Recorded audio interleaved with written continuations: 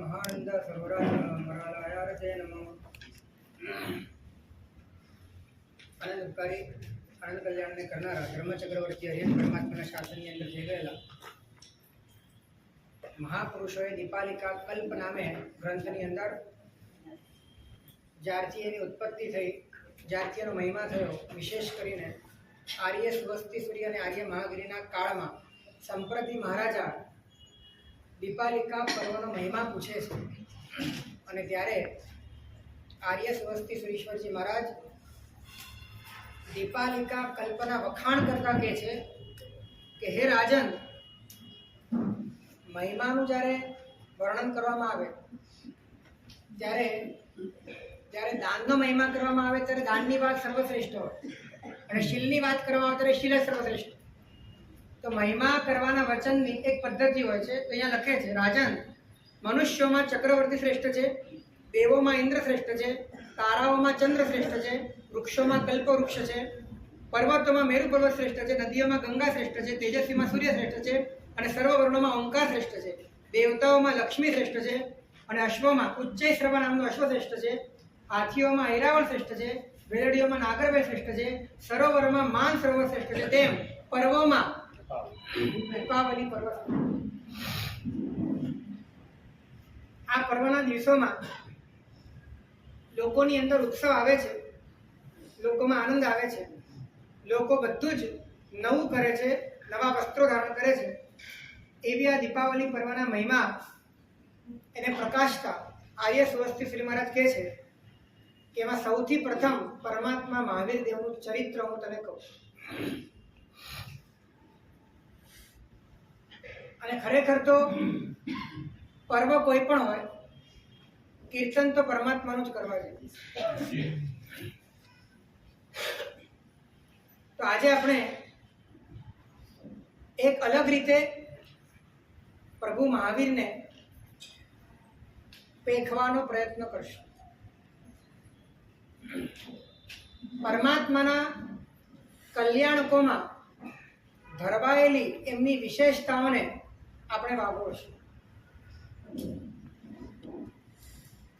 પરમાત્માનું ચ્યવન થયું ત્યારથી લગાવીને નિર્વાણ સુધી પરમાત્માના જીવદળમાં પ્રગટેલી અનેક પ્રકારની વિશિષ્ટતાઓનું આપણે આચમન કરશું।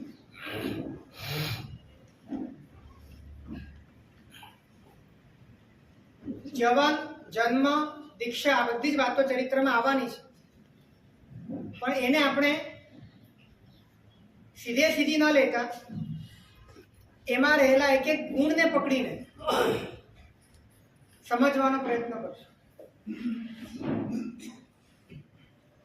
परमात्मा च्यवन पामे छे, च्यवन पामता पहेला अने ज्यांथी च्यवन पाम्या त्यां आवता पहेला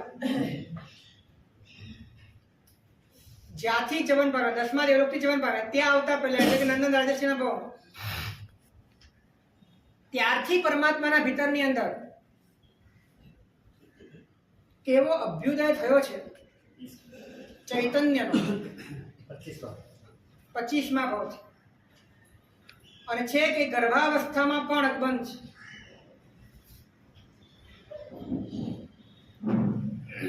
એટલે પરમાત્મા चैतन्य प्रेमी हतो। सचराचर सृष्टि में रहेला सर्व जीवो प्रत्ये परमात्माना हृदयमांथी प्रेम वहेतो। दरेक जीवोमां एमने पूर्णता देखाती हती अने ए दरेक जीवो पोतानी पूर्णताने ओळखे एवा प्रकारनी सहज करुणा एमना भीतरमांथी छलकाती। आज एमनी अति सभी जीव करू एनी भावना परमात्मानी करुणा ए कोई ઉદ્ગલ સ્તરીય, જળ સ્તરીય નહીં હતી, ચૈતન્ય સ્તરીય.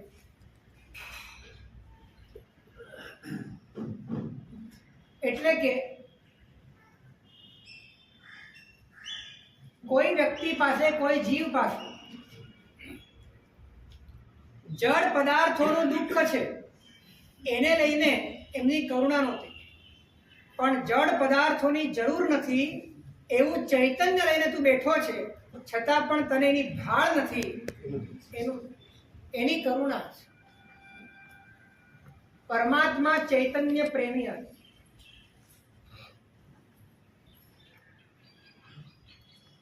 આપણને કોઈ જીવ પ્રત્યે જે કરુણા જાગે છે એ કરુણા જળ સ્તરીય છે, પૌદ્ગલિક સ્તરની છે. આપણને જેમાં દુઃખ લાગતું હોય બીજામાં પણ આપણને એ જ દુઃખ દેખાય છે. આ ધ્યાન રાખજો. હવે જ્યારે આપણે જ પૌદ્ગલિક દુઃખના શિકાર હોઈએ ત્યારે આપણને બીજામાં પણ પૌદ્ગલિક દુઃખ જ, અને બીજાના પૌદ્ગલિક દુઃખ મટાડવામાં જો પરમાર્થનું લક્ષ્ય ના હોય તો પૌદ્ગલિક વાસનાનું પોષણ થાય. જો પરમાર્થનું લક્ષ્ય હોય તો સ્વાર્થ તોડવાની પ્રવૃત્તિ. એટલે અત્યારે હ્યુમનિટીના નામે કે માનવ સેવાના નામે માત્ર જળના દુઃખોને, જળ સ્તરીય દુઃખોને મટાડવાનો પ્રયત્ન કરવામાં, અને એ મટાડવા માટે લાખો અને કરોડો જીવ જંતુઓનો કચ્ચર ઘાણ કાઢી નાખવામાં આવે, એમાં બહુ વાંધો આવતો નથી.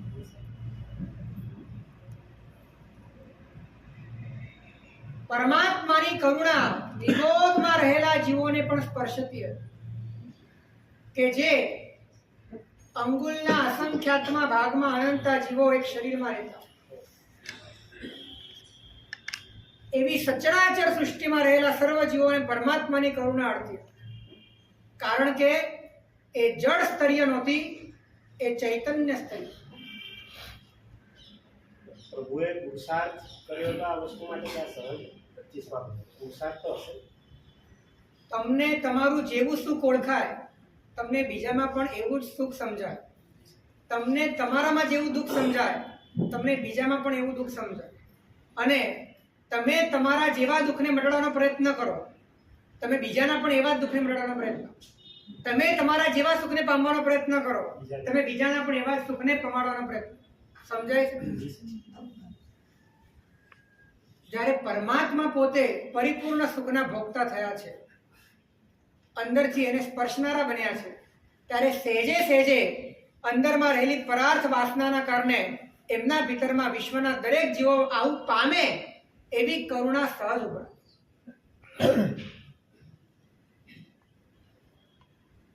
કારણ કે પરમાત્મા જે સુખને ભોગવતા હતા એ અસલી હતું, અને પરમાત્માને જે દુઃખ સમજાતું હતું કે આનાથી છૂટા થવું ને એ દુઃખ, બીજું કોઈ દુઃખ નથી. સ્વરૂપ ચ્યુતિ એ જ દુઃખ છે. અને એવા દુઃખમાં એમને વિશ્વના સર્વ જીવોને જાણ્યા, અને એ દુઃખથી મુક્ત થાય એવી એમના હૃદયમાં ભાવના જાગી. માટે તીર્થંકર નામ કર્મ બન્યું.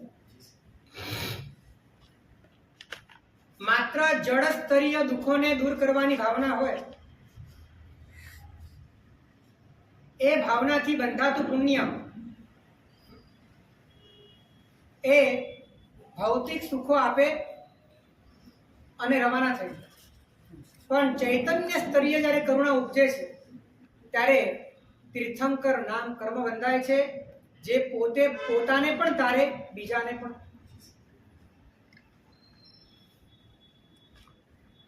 તો પરમાત્મા ચૈતન્ય પ્રેમી હતા. નંબર 2, પરમાત્મા ચૈતન્ય સેવી હતો. પરમાત્મા ચૈતન્ય સેવી હતો. પરમાત્માએ પ્રતિપળ ચૈતન્યની ઉપાસના કરી. 11,80,645 માસક ક્ષમણ એમણે માત્ર પરમ તત્વની ઉપાસના કાજે કરે. પોતે પોતાના કેન્દ્રથી ન ફંટાઈ જાય એ માટેની મજબૂત સુરક્ષા કવચ રૂપે એમને આટલી ઘોર સાધના.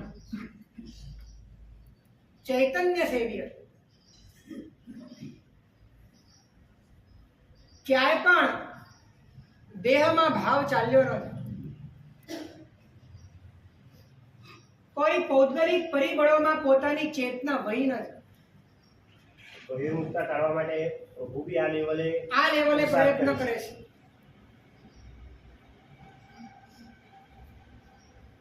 યથાશક્તિ શક્તિને ગોપવ્યા વગર 11,80,645 અને તપ કરવા માટે કર્યો નથી, ચૈતન્યની સેવા માટે તપ કરે. માસક ક્ષમણના પારણા ઉજવવા માટે તપ કર્યો નથી, ચૈતન્યની ઉપાસના માટે તપ કર્યો છે. માત્ર પોતાના સ્વરૂપમાં રહેવા.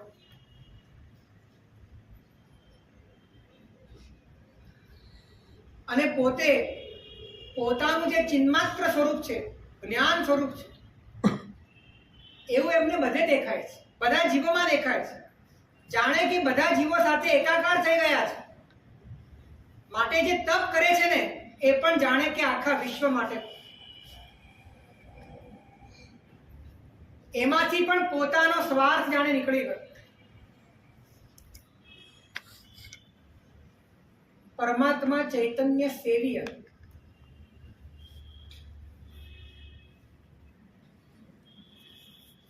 અપ્રમત્ત અવસ્થામાં એવી સ્થિતિ આવી જાય કે મારે તરવું છે એવો સ્વાર્થ પણ ખરી પણ.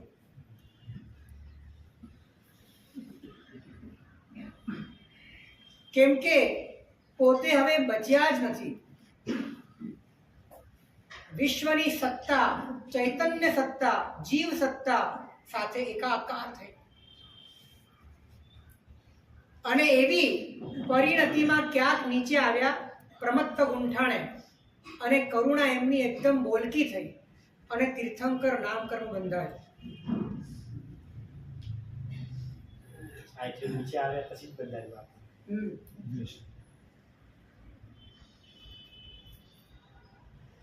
પરમાત્મા ચૈતન્ય સેવ્ય.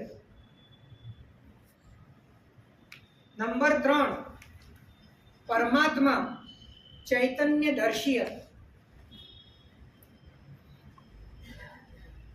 પરમાત્મા પોતાના જ્ઞાન સ્વભાવમાં, પોતાના ચૈતન્ય સ્વભાવમાં, પોતાના આત્મ સ્વભાવમાં એટલા બધા લીન હતા, એટલા બધા વિશ્રાંત હતા કે પરમાત્માને જ્ઞેય જોતા પણ જ્ઞાન સમજાતું, પરમાત્માને પદાર્થો જોતા પણ પરમાત્મા સમજાતા. એ જોતા હતા પૂતગલને પણ અનુભવ થતો હતો પરમાત્મા. કારણ કે જે જણાય છે એમાં જે જણાય છે એની પર જોર જતું જ નહોતું, જ્યાં જણાય છે ત્યાં જ જોર જતું. માટે સમસ્ત દ્રશ્યોના માધ્યમે પણ કેવળ અદ્રશ્યની ઉપાસના ચાલુ, સમસ્ત જ્ઞેયના માધ્યમે પણ જ્ઞાતાની ઉપાસના ચાલુ, જ્ઞાતાની પ્રસિદ્ધિ ચાલુ. એ જ્યાં દ્રષ્ટિ કરતા ત્યાં જ્ઞેયને જોતા પણ જ્ઞાન સ્વભાવ તરી આવતો. આપણી હાલત એ છે કે જ્ઞાનને જોતા પણ જ્ઞેય તરી આવે. અદ્રશ્યને જોવા જઈએ તો પણ દ્રશ્ય જ આવે, પરમાત્માને જોવા જઈએ તો પણ પદાર્થ જ વચ્ચે આવે. જ્યારે પરમાત્માની અવસ્થા બિલકુલ વિપરીત છે કે પદાર્થોને જુએ છે તો પણ પરમાત્મા દેખાય. ચૈતન્ય દર્શી હતા. જ્યારે પરમાત્મા દેવલોકમાં હતા, 10મા દેવલોકમાં હતા, ખ્યાલ છે, ત્યારે પરમાત્માને એવી ખબર હતી કે હું તીર્થંકર થવાનો છું? ખબર હતી? બરાબર. પરમાત્માને એ ખબર હતી કે મારા જવા માત્રથી ક્ષત્રિય કુંડ ગ્રામનગરમાં રહેલી ત્રિશલા રાણીના સ્વપ્નમાં 14 સપના ખબર હતી, ખબર બધું જ 56 દિક્કુમારીઓ આવવાની ખબર હતી, યસ મેરુ પર્વત ઉપર અભિષેક થવાનો તો ખબર હતી, પોતે અત્યારે જે દેવલોકમાં છે એ દેવલોકનો ઇન્દ્ર એ પણ અભિષેકમાં આવવાનો છે ખબર હતી. બધું જ ખબર અને પછી પોતે તીર્થંકર થઈને 9 કમળ ઉપર વિહાર કરીને સમવસરણની અપાર વૃદ્ધિમાં કરોડો દેવી દેવતાઓની વચ્ચે ઉપદેષ્ટા થવાના છે એવી પણ એમને ખબર હતી. જી સાહેબ અને પોતાના આગળના આટલા બધા પર્યાયોની ખબર હોય અને છતાં પણ એના પ્રત્યે ઉદાસીનતા. તમને તમારા ભવિષ્યની એક નાની મોટી પણ પર્યાયની ખબર પડી જાય ને તો તમને હજમ થતી નથી, એટલે જ પડતી નથી. અપચો થઈ જાય. પરમાત્માને બધી જ ખબર છે આવું થવાનું છે, પરંતુ જાણે કે પરમાત્માની સાથે કોઈ લેવા દેવા પણ કોઈ લેવા દેવા નથી. દેવના ભાવમાં પણ તીર્થંકરના ભાવમાં થનારી સમસ્ત વૃદ્ધિઓ પ્રત્યે વૈરાગ્ય છે. પોતાનો તીર્થંકરનો ભાવ છે એ પોતાના તીર્થંકરના ભાવ પ્રત્યે થનારી સમસ્ત સંપદા પ્રત્યે એને અંદરથી વૈરાગ્ય. અને સાહેબ એ સ્વરૂપનું જ્ઞાન પહેલા ત્રીજા ભાવમાં જ્યારે એ ઘટના બની ત્યારે આખું ઊંડું રચાયું મરીચીના ભાવ મરીચીના ભાવમાં એ ઘટનાની નોંધ લીધેલી નોંધ લીધી. કે હું તીર્થંકર થવાનો અને એના કારણે ગર્વ આવે અને એમાં સંસાર વધી ગયો. પણ જ્યારે પરમાત્મા હવે નિકટ સંસાર હવે બસ ખાબોચિયા જેટલો પણ હવે ઉલ્લુક જેટલો પણ બાકી નથી અને પોતાની પરિણતિ જ્યારે સંપૂર્ણપણે સ્વભાવમાં સ્થિત થઈ ગઈ છે ત્યારે પરમાત્માની દશા જો કેટલી અદ્ભુત દશા છે. તો સાહેબ એટલે આખા એક કોટાકોટી સાગરોપમની અંદર પ્રભુ માત્ર સ્વરૂપની નજદીક જ જવાની કોશિશ કરી હશે, એટલે એક પુરુષાર્થ હશે. એટલે કોઈ બી દૂર ભાવમાં. દૂર જઈને પણ નજીક જ આવ્યા છે, દૂર જઈને પણ હશે કેમ કે ઢળાવ એ સાહેબ એ બાજુનો જ હતો. એટલે કદાચ દૂર ગયા, કાળ પરિપાક કાળ સ્થિતિ થોડી વધારે હતી એટલે દૂર કદાચ જવું પડ્યું, પણ જઈ જઈને પાછા નજીક આવ્યા. 25માં ભાવમાં સ્થિર થઈ ગયા. વચ્ચેના ભાવોમાં પણ ઘણા સ્થિર થયા છે. ચક્રવર્તીના ભાવ પણ વચ્ચે આવ્યા છે. આવી અસંખ્ય કાળથી પરિપક્વ થયેલી ચેતનાનો આ સમરસનો પરિપાક કેવો અદ્ભુત છે કે ખબર છે હું તીર્થંકર થવાનો છું અને છતાં પણ એક રૂવાણું ફરકતું. કારણ કે આ આવનારી અને જનારી ઘટના છે અને ઘટનાઓથી પોતે પેલે પાર છે. એવા શાશ્વત તત્વ સાથે એમનું જોડાણ થઈ ગયું છે કે તીર્થંકર તરીકે પોતે થવાના છે એ ઘટના પણ એમને વિચલિત કરી શકતી નથી. એ ઘટના પણ એમના ભીતરમાં મહત્વ જગાડી શકતી નથી.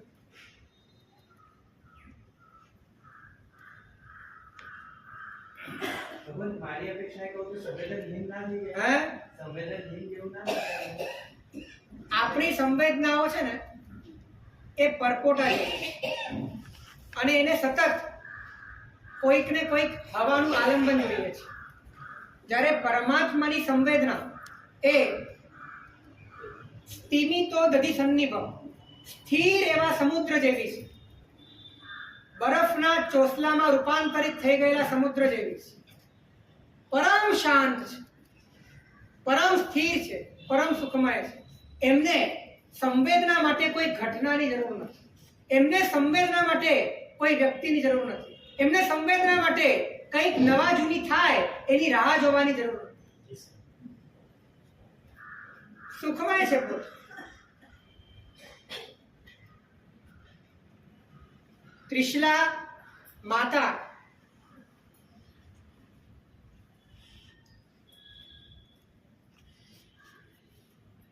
બનવાના છે એના પહેલા પોતે દેવાનંદાના ગર્ભમાં જવાના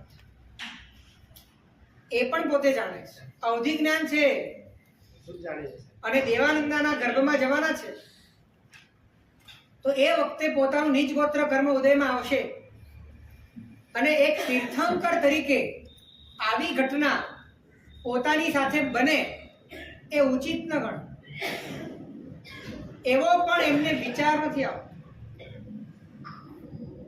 એમને એવું નથી થતું કે ચાલો પહેલા દેવલોકમાં જઈને હરણી ગમેશી દેવને કહી દઉં કે તું પહેલા દિવસે કે તું પહેલા જ દિવસે મારું કામ કરે. જાણવા છતાં ઉપેક્ષાનો ભાવ રહેવો ને એ પરમ મધ્યસ્થતા. તમે કઈ જાણતા ન હો અને માટે તમે કોઈ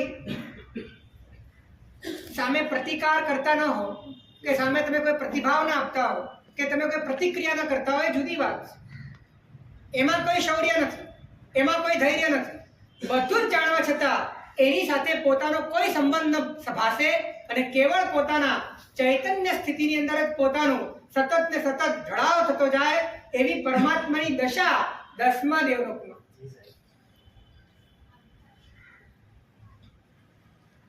પરમાત્મા 4થા નંબરમાં ચૈતન્ય સ્પર્શીય. કલ્પસૂત્રમાં આવે છે કે ચૈસ સામિતી જાણે, ચુએ મિત્તી જાણે, ચય માણે ન જાણે. એટલે કે પરમાત્માનું જ્યારે ચ્યવન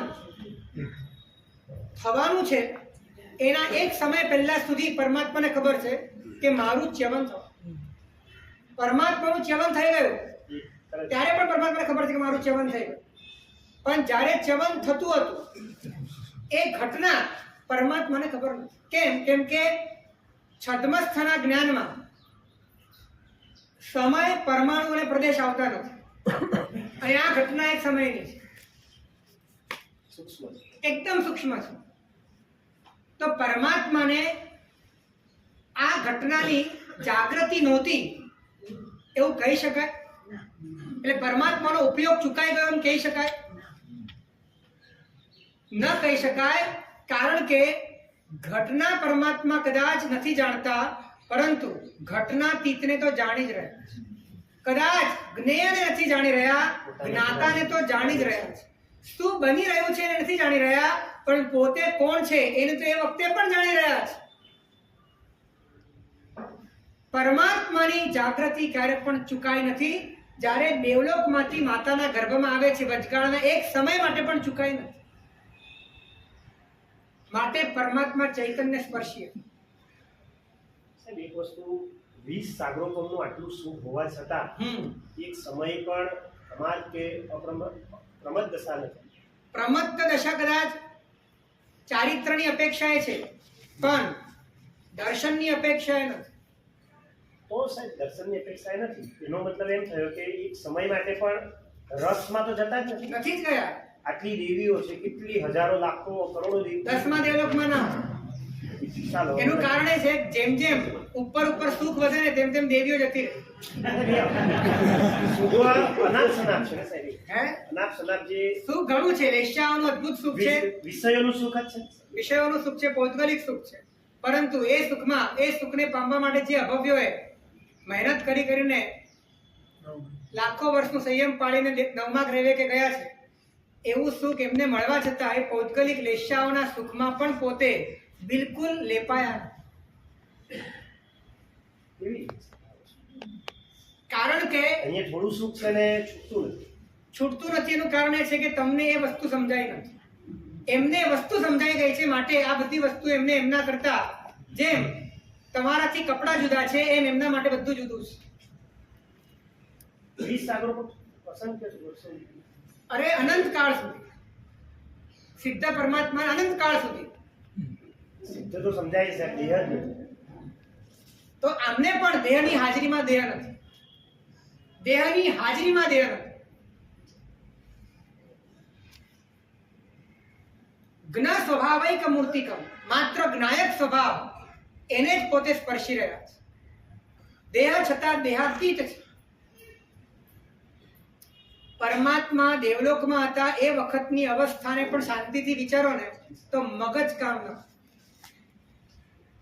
એટલી બધી અદ્ભુત અવસ્થા છે. એમને પરમાત્માની દરેક ઘટનાને કલ્યાણક નથી કહેવાતું.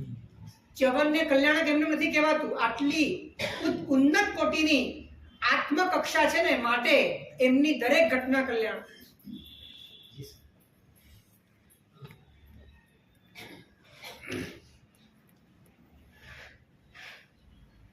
અને 5મા નંબરમાં પરમાત્મા ચૈતન્યમય હતા.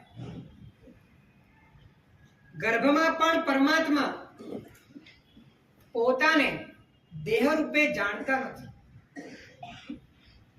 ગર્ભમાં આવ્યા છે, દેવલોકના ભવમાં દેવમાં હતા, 20 સાગરોપમ સુધી એક સરખું શરીર.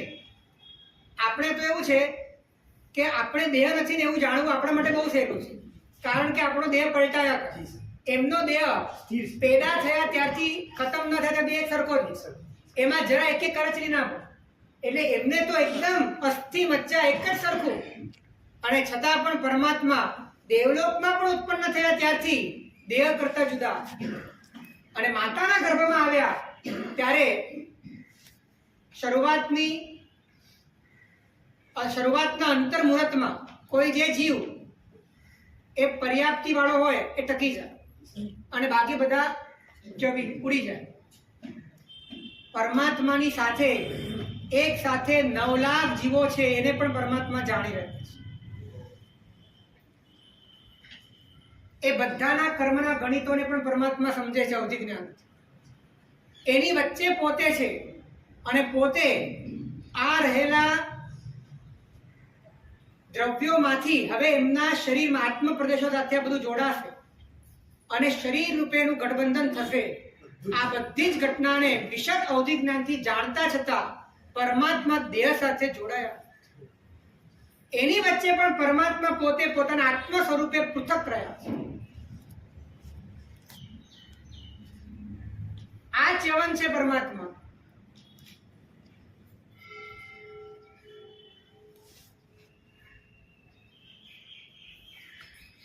અને પરમાત્મા પોતે જ્યાં ઉત્પન્ન થયા છે ત્યાં પોતાને તો આત્મરૂપે જાણે છે, પણ એ ત્યાં ઉત્પન્ન થયેલા 9 લાખ જીવોને પણ પરમાત્મા રૂપે જ જાણે છે. અને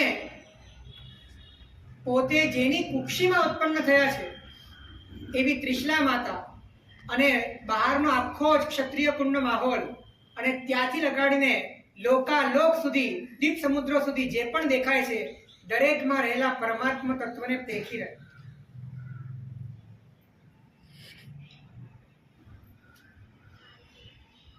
આવા પરમાત્મા આપણને મળ્યા છે કે જેમની દરેક ઘટનામાં આટલી બધી વિશદતા, આટલી બધી ઉજ્જવળતા, આટલી બધી પરાકાષ્ઠા છે.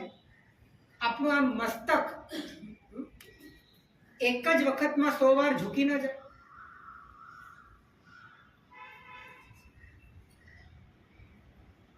અને ઝૂકી જવાનો અર્થ એ છે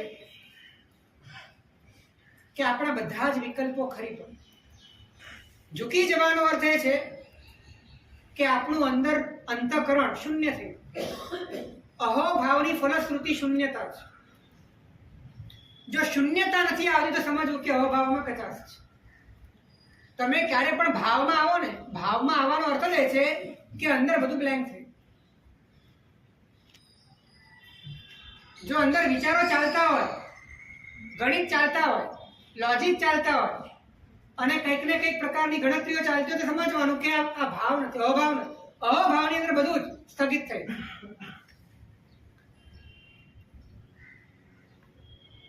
અને એ શૂન્યતામાં ક્યાંક પૂર્ણતાનો તમને અંદરમાં અણસાર.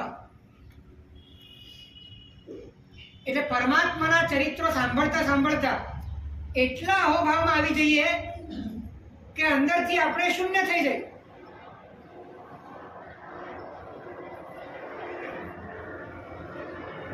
આ પરમાત્માના ચ્યવનની વાત છે.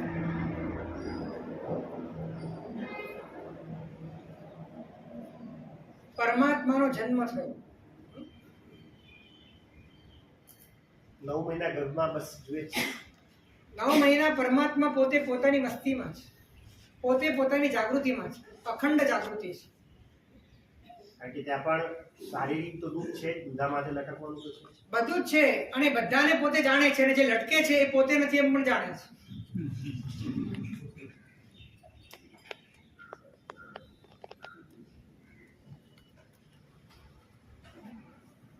જ્યારે ત્રિશલા માતા 14 સપના જોતા હતા ને, તે માતા 14 સપના જુએ છે ને એ પણ એ જોતા હતા. જી સાહેબ.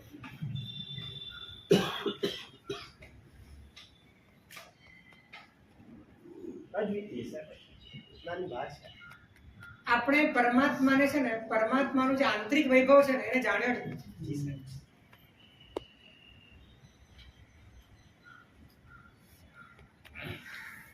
પરમાત્મા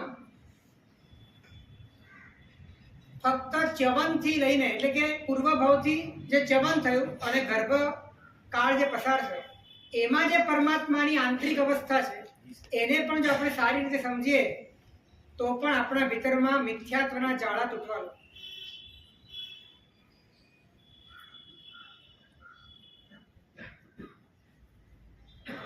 પરમ શુચિભૂત થઈને અશુચિની વચ્ચે પણ પરમાત્મા સંભાવમાં.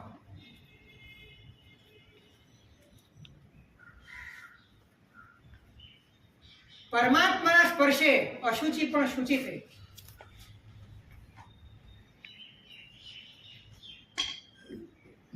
અને માટે તીર્થંકર નામ કર્મના ઉદયથી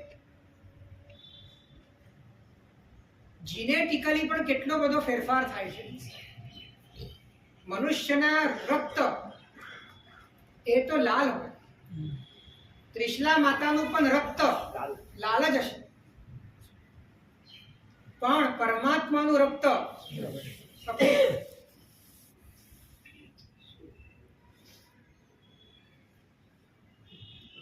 અકલ્પનીય, અચિંત્ય, અવર્ણનીય. પૂતગલોએ પણ પરમાત્માની પવિત્રતા આગળ પોતાના સ્વરૂપને બદલવું પડે.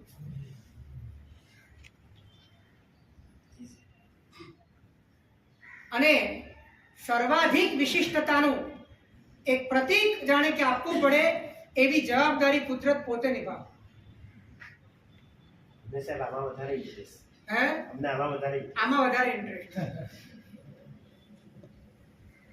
પણ આવું થયું ક્યારે એમાં ઇન્ટરેસ્ટ રાખવા છે. પરમાત્મા 6ઠ્ઠા નંબરમાં ઔચિત્ય નિધાન હતા.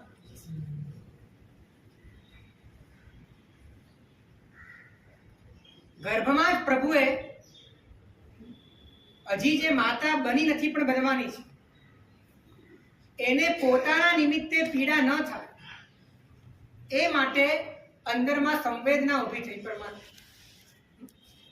પરમાત્મા હજી અવિરતી છે, ગર્ભમાં છે ને અવિરતી છે, તો અવિરતીમાં પણ એમના મનમાં જે રાગાદી ઊભા થાય છે એ રાગાદીમાં જે સંવેદના ઊભી થાય છે એ સંવેદનાઓ પણ એમની કેટલી બધી પ્રશસ્ત છે કે મારા ઉપકારીને, જે હજી ઉપકારી થયા નથી થવાના છે, મારા ઉપકારીને મારા કારણે પીડા ન. અને પરમાત્માએ હલનચલન બંધ કર્યું. અને નવાઈની વાત એ છે કે હલનચલન બંધ કરવાના કારણે પીડા થાય. માનસિક હે? માનસિક પીડા. અને તો પણ 3 લોકના નાથ એમને પોતાની જીત ન રાખી અને એમને પોતાનો નિર્ણય ફેરવ્યો અને એમને હલનચલન કર્યું. આપણે કોઈકને જે રીતે દુઃખથી મુક્ત કરવા માંગતા હોય એનાથી સામેવાળો વધારે દુઃખી થતો હોય તો આપણે આપણી જીત છોડી દઈએ એટલી ફ્લેક્સિબિલિટી આપણામાં નથી. પછી એ દીકરો હોય, પત્ની હોય, પતિ હોય કે કોઈ પણ, આપણી માન્યતા એમ છે કે હું આજે એનું હિત કરું છું, મારી દ્રષ્ટિએ કરું છું, આ રીતે જ કરવું જોઈએ. પરમાત્મા કેટલા ફ્લેક્સિબલ. આમ સામાન્યથી નાનકડા છોકરા જીતી હોય કેમ કે જન્મતાની સાથે છે ને મુઠ્ઠી વાળેલી હોય. આ મુઠ્ઠી વાળેલી મુઠ્ઠી છે ને જીતનું પ્રતીક છે, પકડ છે, એના હાથમાં કંઈ પણ આપણે પકડાય છે. ગર્ભમાં હજી વધારે પકડો, ગર્ભમાં હજી વધારે પકડો, એકદમ તૂટી વાળી ના, એમાં પણ પરમાત્માની મુક્તતા કેટલી. નિર્ણય ફેરવી દીધો પોતાનો. હલન ચલન કર્યું, આંગળી અડાડી. એ તો સાહેબ શરીરથી નાના હતા, આનો મતલબ એ. અનેકાંતવાદ ગર્ભમાં પણ હતો, જી સાહેબ. સ્યાદવાદ ગર્ભમાં પણ હતો. કોઈ ચીજ નહીં. નહીં તો એવું વિચારી શકત ને કે મેં જે નિર્ણય લીધો છે ને એ બરાબર છે. એકવાર મારો જન્મ થશે, થોડોક મોટો થઈશ ને પછી મમ્મીને સમજાવી દઈશ. આવું કરી શકતા હતા. પણ જે અહંકાર હોય ને ત્યાં જ આવા પ્રકારની પ્રતિક્રિયા થાય. જ્યાં સંવેદનશીલતા હોય, જ્યાં ઔચિત્ય હોય, જ્યાં અંદરમાં કોઈ સ્વાર્થ ન હોય, જ્યાં અંદરમાં કોઈ બંધન ન હોય, ત્યાં બદલાતા વાર લાગતી નથી.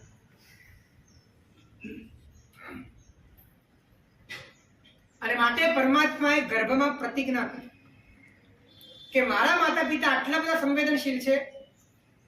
પ્રતિજ્ઞા પણ કેમ કરી? પ્રતિજ્ઞા કરવી એ પણ એક ઔચિત્ય હતું. કેમ કે જો પ્રતિજ્ઞા ન કરે તો પોતાનો વૈરાગ્ય એટલો બધો પ્રચંડ છે કે પોતે સંસારમાં રહી શકે.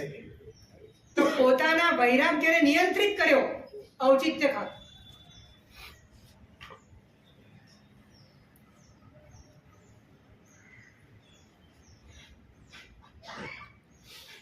ઔચિત્યનો મહિમા અપેક્ષાએ વૈરાગ્ય કરતા વધારે. શું કહો છો? રોંગ વેથી લે છે અને એનું કારણ માતા પિતા પરનો સ્નેહ નથી, પોતાના વૈરાગ્યની કમી છે. ધ્યાન રાખો, એમાં માતા પિતા પ્રત્યેની લાગણી નથી, પોતાના જ વૈરાગ્યની કચાશ.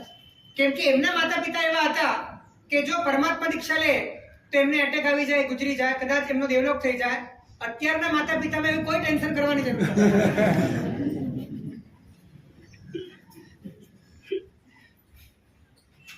જે માતાઓ ઘરમાં શાંતિથી રહેવાય એ માટે છોકરાઓને આયાના ભરોસે મૂકે, ટ્યુશનમાં મૂકે, પ્લે ગ્રુપમાં મૂકી દે અને 8-10 કલાક પોતે ફ્રી રહી શકે એનું આયોજન કરતી હોય, એવી માતાઓના યુગમાં હવે આવું કોઈ પ્રશ્ન જ નથી.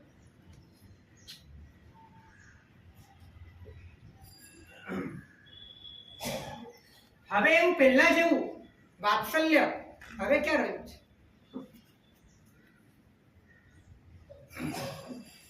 અને પરમાત્મા જાણતા હતા અને પરમાત્માએ જે કર્યું એ આપણે નથી કરવા. પરમાત્માએ જે કહ્યું એ કરવા. પરમાત્મા ઔચિત્યના નિધાન ભગવાને બાળ દીક્ષા આપી જશે, આપી જ છે ને, અહિમુત્તા મુનિને આપી જ છે. અને પરમાત્મા કારણ વગર એક ક્ષણ માટે પણ રોકાતા નથી. ધ્યાન રાખ. અને નિષ્કારણ જે રોકાય એને પરમાત્માનો નાદ લેવાની જરૂર નથી, એને પરમાત્માનો વાદ લેવાની જરૂર નથી. એક ક્ષણ પણ પરમાત્મા વગર કારણે સંસારમાં નથી રોકાય. કોઈક કારણ છે, કોઈક નિકાસિત કર્મનો ઉદય છે, કોઈક એવી પર્યાયો નિશ્ચિત લખાયેલી છે, એમાંથી પસાર થવાનું છે, બસ એટલા પૂરતું પરમાત્મા રોકાય છે. બાકી નિષ્કારણ પરમાત્મા પોતાના પ્રમાદથી એક પણ ક્ષણ રોકાતા. પરમાત્મા 7મા નંબરમાં ઔચિત્ય વીર હતા.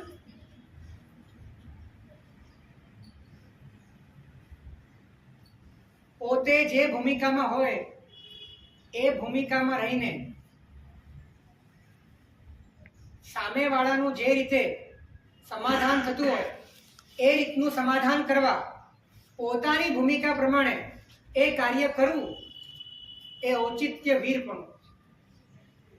પરમાત્મા જ્યારે મેરુ પર્વત ઉપર હતા,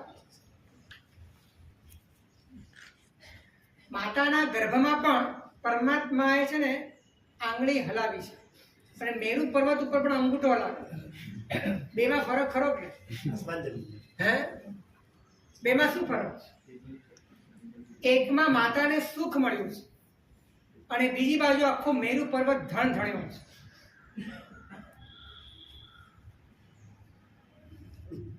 મેરુ પર્વત આટલી અદ્ભુત કોટીની શાશ્વત રચના પરમાત્માના અંગુષ્ઠથી ધ્રુજી જાય એવું પરમાત્મા શા માટે? એ સમયે ઔચિત્ય એ વખતે પરમાત્મા પોતે એક બાળક છે. તો બાળક તરીકેની અવસ્થામાં ઇન્દ્રની શંકાનું નિવારણ કરવા માટે એમનું જે ઔચિત્ય હતું એમણે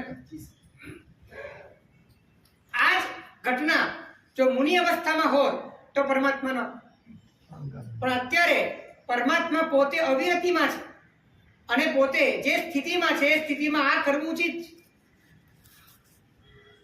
મુષ્ટિ પ્રહાર કર્યો એમાં પણ એ જ ઔચિત્ય. હે દેવને જે મુષ્ટિ હા, એટલે પરમાત્મા એમણે અનેક પરમાત્માઓ અને અનેક તીર્થંકરોની વાતોમાં આવે છે કે પરમાત્મા યુદ્ધ પણ કર્યા છે. નેમિનાથ ભગવાને યુદ્ધ કર્યા છે, પાર્શ્વનાથ ભગવાને પણ યુદ્ધ કર્યા છે. પોતાના પિતાજી યુદ્ધ કરવા જવાના હોય તો એક રાજકુમાર તરીકે, એક ક્ષત્રિય ધર્મ તરીકે પિતાજીને જવા દેવા અને પોતે રાજ્યમાં રહેવું એ અભિનય કહેવાય. એટલે પિતાને રોકીને પોતે યુદ્ધ કરવા માટે ગયા છે અને બધું જ ઔચિત્ય સાચવ્યું છે. તો જ્યારે પોતાની જે ભૂમિકા હોય એ ભૂમિકા પ્રમાણેનું કાર્ય કરવું એ ઔચિત્ય છે.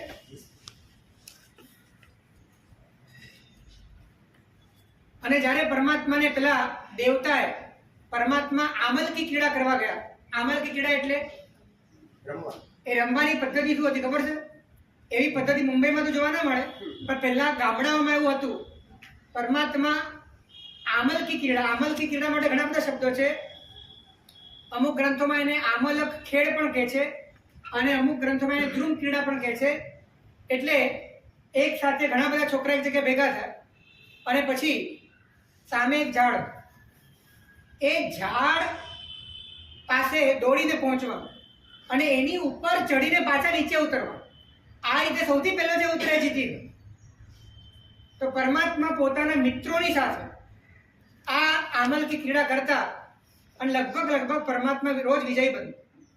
અને પરમાત્મા 3 જ્ઞાનના ધણી, બધું દેખાતું અને છતાં પણ આવી રીતે પોતાના મિત્રો સાથે, બાળ મિત્રો સાથે આવી રીતે રમવા જાય એ ઉચિત કહેવાય? પોતાની એ ભૂમિકા છે, એ ભૂમિકાને ઉચિત કર્તવ્ય કરવું એ ઔચિત્ય છે. અમારા માટે બહુ ઈઝી થઈ જાય આ વસ્તુ સમજાય. શું કહો છો? અમારા માટે બહુ ઈઝી થઈ જાય આ વસ્તુ સમજાય. સંસારમાં આપણને જો થોડો ઘણો પણ અંદરમાં સામાન્ય ઉપલબ્ધિઓનો અહંકાર આવી જાય તો આપણે સામાન્ય વ્યક્તિઓ સાથે હાથ મિલાવવામાં પણ આપણને નાનપ લાગે. અને અહીંયા પરમાત્મા ગામના છોકરાઓ સાથે રમવા જાય કે જે પરમાત્માનો મેરુ પર્વત ઉપર અભિષેક થયો છે, 64 ઇન્દ્રોએ કર્યો છે, જે પરમાત્મા 56 દિક્કુમારીઓ વધાર્યા છે, જે પરમાત્માને આવતાની સાથે ઉપરથી તિર્યક જુર્મક દેવોએ સુવર્ણની વૃષ્ટિ કરી છે, ધંધાની વૃષ્ટિ કરી છે, દિગંતમાં પરમાત્માનું નામ પ્રસર્યું છે, એવા પરમાત્મા ગામના છોકરાઓની સાથે રમવા જાય છે.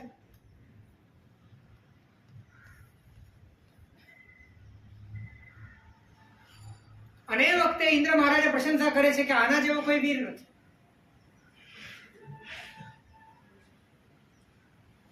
અને એ વખતે એક દેવતાથી સહન નથી થતું અને એ પણ એ ટોળકીની અંદર રમવા માટે આવી જાય છે.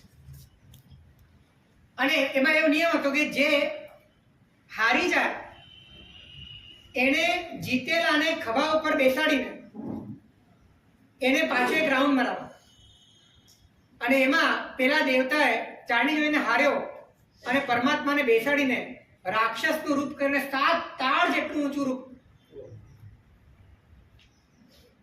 હવે આ સમયમાં પણ પરમાત્મા પોતે પોતાના સ્વરૂપ સાથે જોડાયેલો છે, પણ અત્યારે પોતાની જે ભૂમિકા છે એ પ્રમાણે દેવતાને પાઠ બનાવવો એ યોગ્ય ગણાય.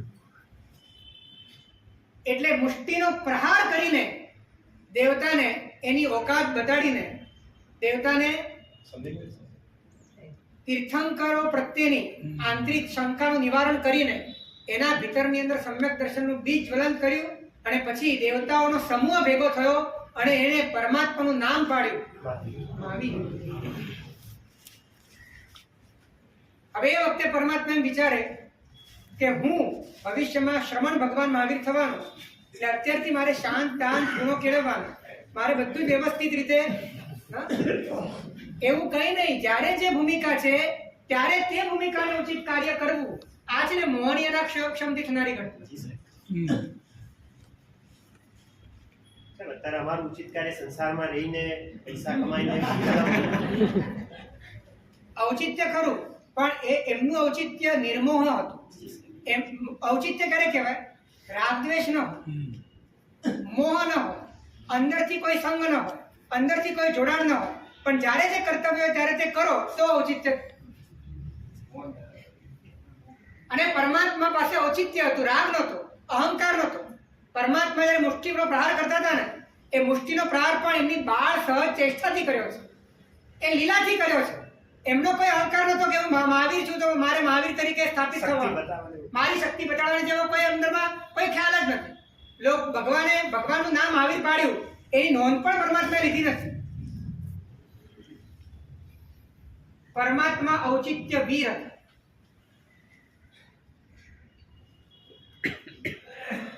પરમાત્મા 8મા નંબરમાં ઔચિત્ય ધીર હતા. વીર પણ હતા, ધીર પણ.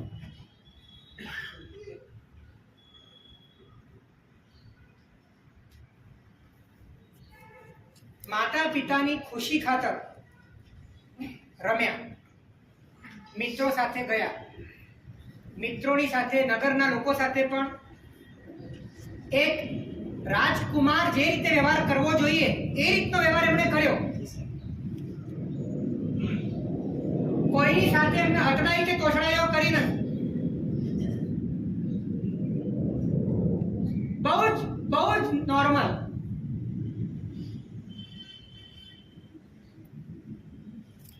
આપણી પાસે શું છે કે પાડોશીને પણ પ્રેમથી બોલાવી શકતા નથી, ઘરમાં રહેલા 4 સભ્યોને પણ પ્રેમથી નવડાવી શકતા નથી.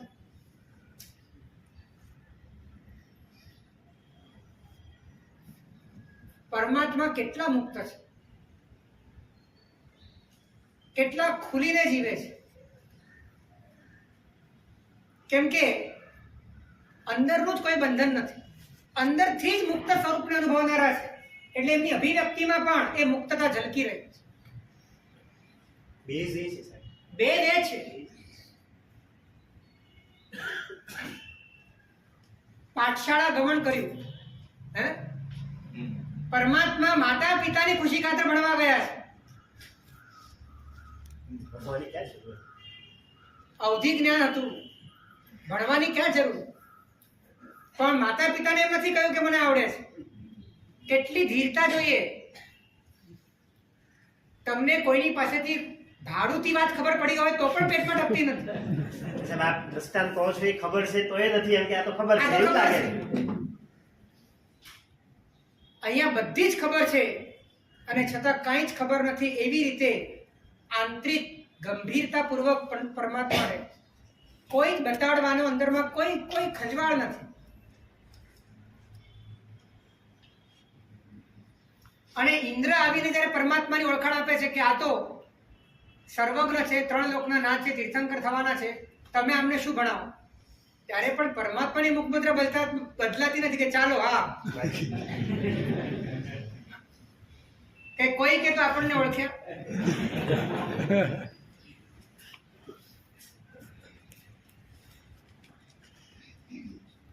કઈ લેવા દેવાનું.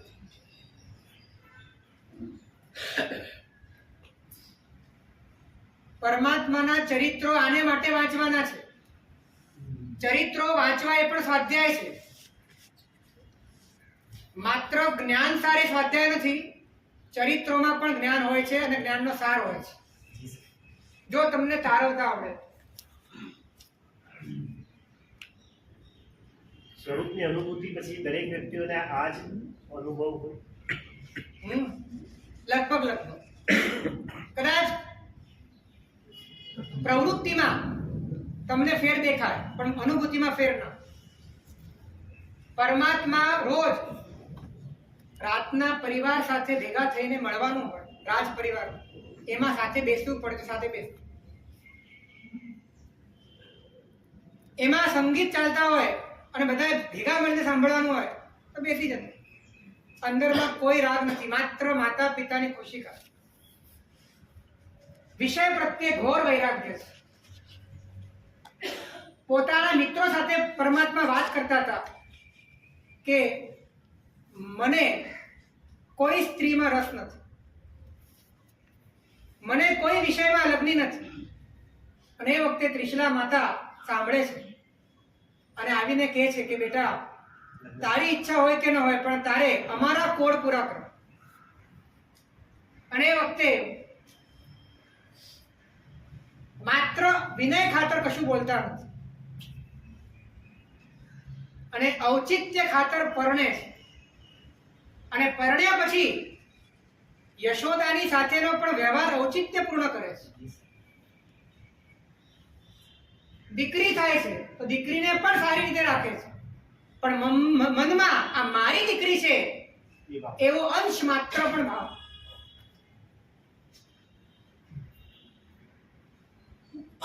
કેટલું મિરેકલ ચરિત્ર છે.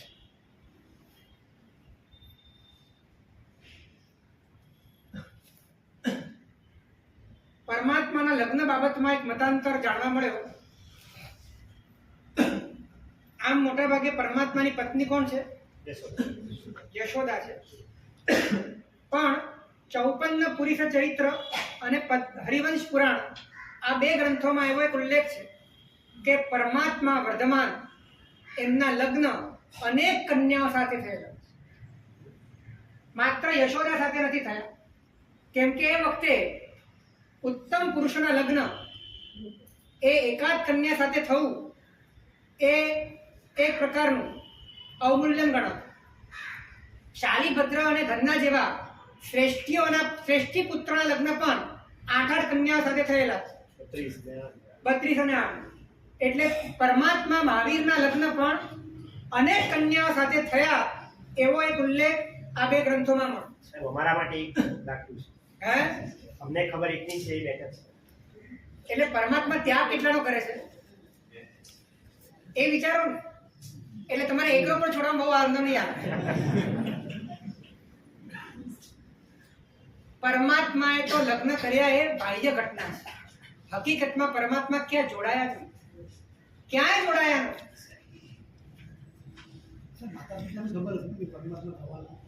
થવાના હતા, પણ માતા પિતાને એવું હતું ને કે અમે માતા પિતા છીએ. માતા પિતાને એવું હતું કે અમે માતા પિતા છીએ. એટલે માતા પિતા એનો મોહ એને એનો રોલ ભજવ્યો.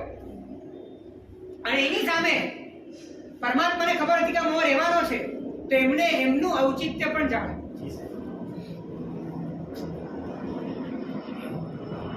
પરમાત્મા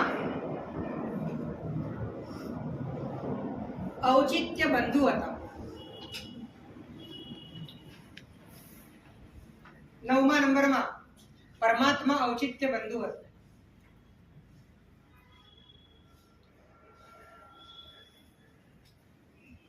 નંદીવર્ધન રાજા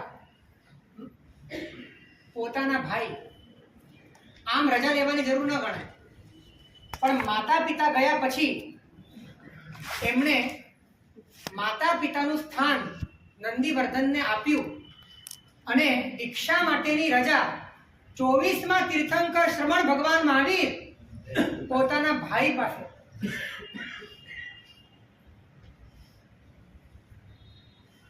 આજે એક મતાંતર એવો પણ જાણવા મળ્યો કે નંદીવર્ધન પરમાત્માના નાના ભાઈ. એવો એક 54 પુરુષચર્યમાં મતાંતર આવે છે અને એમાં એવો ઉલ્લેખ છે કે પરમાત્માએ સમગ્ર રાજ્ય પોતાના નાના ભાઈ નંદીવર્ધનને સોંપીને દીક્ષા. પણ આ એક મતાંતર છે. મુખ્ય વાત તો એ છે કે નંદીવર્ધન મોટા ભાઈ અને મોટા ભાઈ સાથે પણ એમને જે ઔચિત્ય જાળવ્યું છે જે લાજવાબ છે. હાથ જોડીને મોટા ભાઈ પાસે વિનંતી કરે છે કે મને રજા. તમે એમ કલ્પી પણ શકો કે તમારા જીવનમાં આવું આવી શકે? હે અને એ હાથ ઔચિત્યના કારણે ના જોડે, તોબાના કારણે.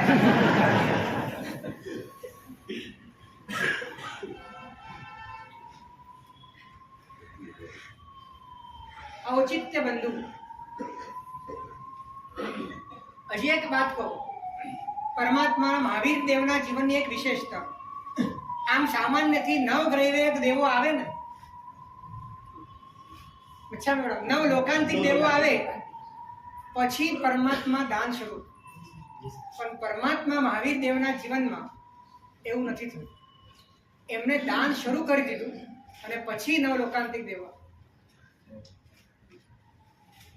આ વાત આવશ્યક નિયુક્તિ અને આચરણની અંદર આવે છે. નોર્મલમાં તો સાહેબ ઊંધું જ હોય છે. ઊંધું જ હોય છે, પણ એવો નિયમ નથી કે પરમાત્માની રાહ જોવે. એવો ખુલાસો હરિભદ્ર શ્રી મહારાજે આવશ્યક નિયુક્તિની ટીકામાં કર્યો.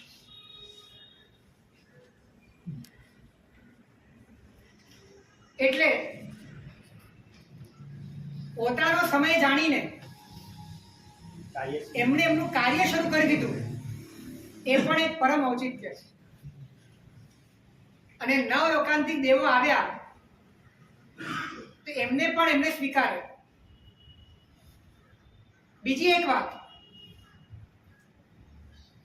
પરમાત્માએ જે દાન કર્યું, કરોડો સોના મોરનું દાન કર્યું છે.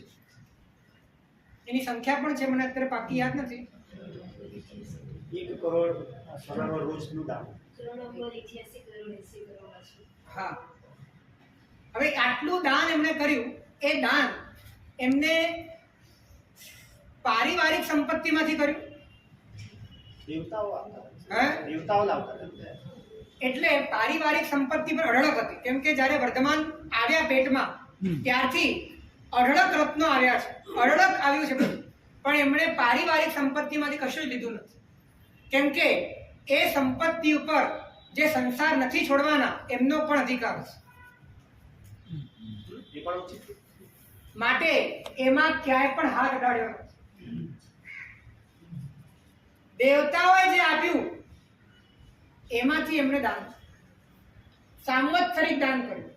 પરમાત્માની નાની નાની ચેષ્ટાઓમાં કેટલો બધો વિવેક રહેલો છે ને, જોવા જેવું. અને પરમાત્મા ઔચિત્ય મૂર્તિ હતો.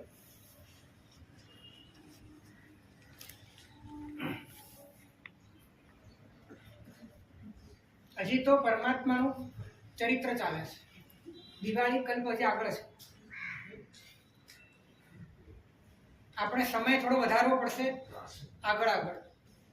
શું રાજુભાઈ? જરૂર સાહેબ.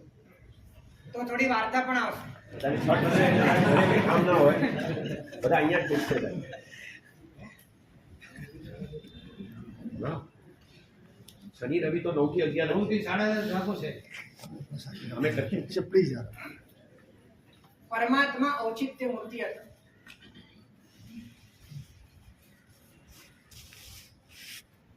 પરમાત્માના ગર્ભથી લઈને છેક પરમાત્માના દીક્ષા સુધીના જીવનમાં ક્યાંય પણ પરમાત્માએ આંતરિક ઔચિત્યનો ભંગ કર્યો હોય એવી એક પણ ઘટના મળશે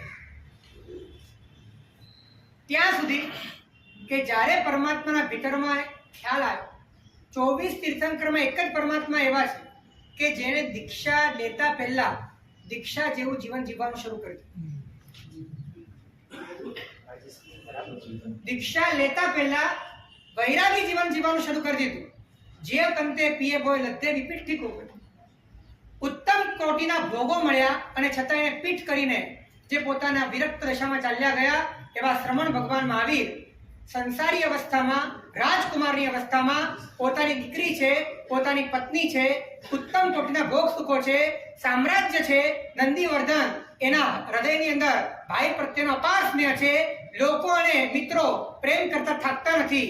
એવા અવસ્થામાં સંપૂર્ણપણે પોતાની ચેતના પોતાના પરમ તત્વમાં લીન થઈ રહી છે. માટે ચારે બાજુથી પોતે અંદરથી અલિપ્ત થઈને એક જુદા સ્થાનમાં રહે છે. પ્રાસુક પાણીનો ઉપયોગ કરે છે. સચ્ચિત્ત ખાતા નથી. પૌષણ જેવું જીવન જીવે છે, આખો દિવસ જાણે કે ધ્યાનમાં. આવ્યું સર. આવી ઘટના કેવળ 24 તીર્થંકરમાંથી પ્રભુ મહાવીર દેવના જીવન. જાણે કે આપણને સંદેશ આપે છે કે તીર્થંકરને પણ ગૃહસ્થ અવસ્થામાં સાધના કરવાની આટલી આવશ્યકતા છે, તો તારે કેટલી આવશ્યક?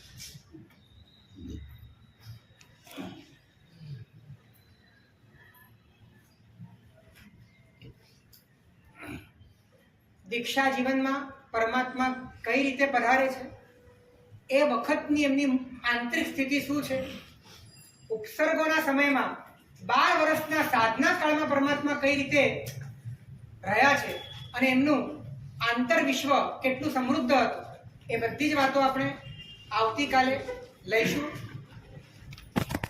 પુણ્યપાલ રાજાના 8 સપના એ મારે લેવાતા, પણ મને લાગ્યું કે એના કરતાં પ્રભુના જીવનમાં જો આપણે ડૂબી જઈએ તો હજી વધારે આનંદની ઘટના છે, એનાથી વધારે લાભ થશે. પુણ્યપાલ રાજાના સપનાઓ તમે સાંભળ્યા છે અને સંભળાવીશું તમને, પણ એના પહેલા પરમાત્મા તત્વ જે આપણે પૂરેપૂરા ભાવિક થઈએ એ declare કરવા. શિવમસ્તુ સર્વ જગત નિરતા ભવંતુ ભૂતગણ